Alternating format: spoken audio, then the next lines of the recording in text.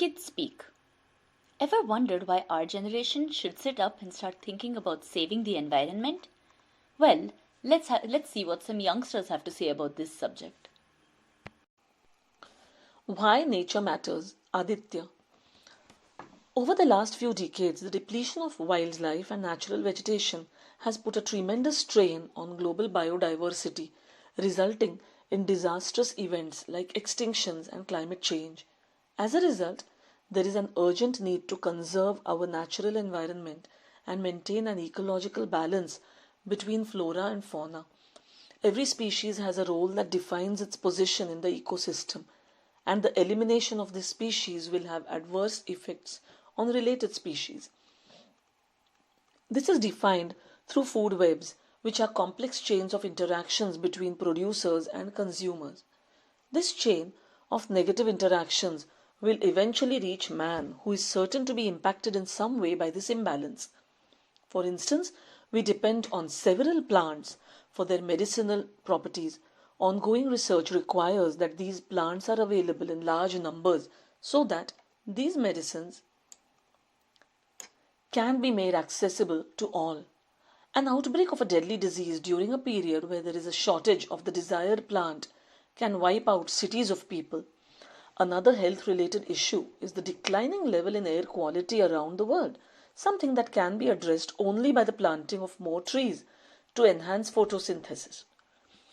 Animals are seen as crucial to human welfare since they directly and indirectly act as sources of various products that humans use in their daily lives. The food industry is heavily reliant on milk, eggs, meat, and honey, but is negligent in ensuring that the populations of the animals producing them is remaining stable. Like plants, animal products are used in medicine to treat infectious diseases. Honeybees and birds are the most important agents of cross-pollination, while earthworms prove essential to improve the fertility of soils. These examples indicate that even the smallest of insects are important to the ecosystem and cannot be ignored in the face of wildlife destruction. In the wild, animal species often are restricted to certain habitats where the populations thrive. Polar ice caps and marshes are two such habitats that are gradually declining due to global warming and deforestation, respectively.